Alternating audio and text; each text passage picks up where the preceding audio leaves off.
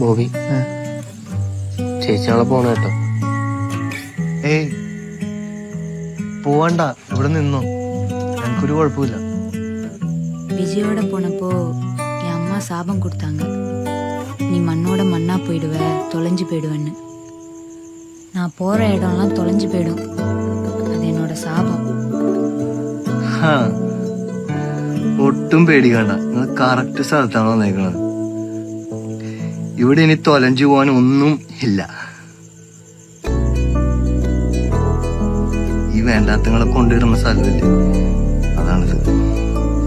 ഇവിടെ ആരും ചോദിച്ചു വരില്ല. ഇഷ്ടമുള്ളിടത്തോളം കാലം നിങ്ങൾക്ക് ഇവിടെ നിൽക്കാം. നിങ്ങൾക്കെന്ന് വെച്ചാല്